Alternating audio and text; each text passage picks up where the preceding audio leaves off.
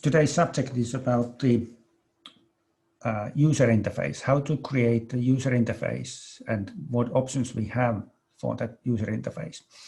First, we will think about a few cases that where we will need different kind of user interface. So think about, for example, that we are making some kind of monitoring system for a hospital, which is then monitoring the patients who are there on intensive care. And then there are the devices monitoring the blood pressure, monitoring the heart rate, heartbeat, and so on. So one of the options is that there is a local display on the device. So it's like in that one here. So I have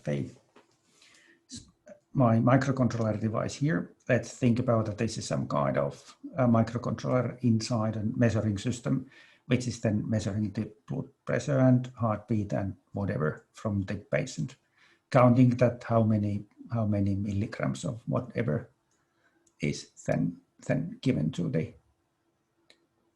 patient. And then there is a local display.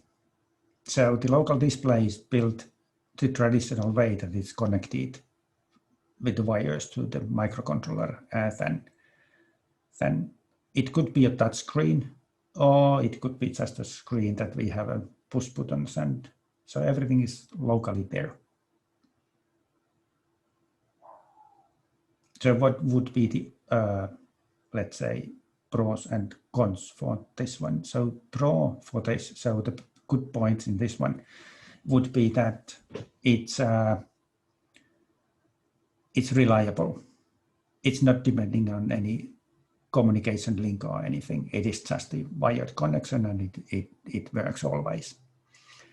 It's a future-proof system, let's say, or history-proof system. We might have equipment which have been on use for the last 10, 15 years. And then all the technology for the wireless communication has a little bit changed, or the cloud connections have changed, and all kind of software environments, operating systems have changed. And then our local connection still works like it was originally working, no problem.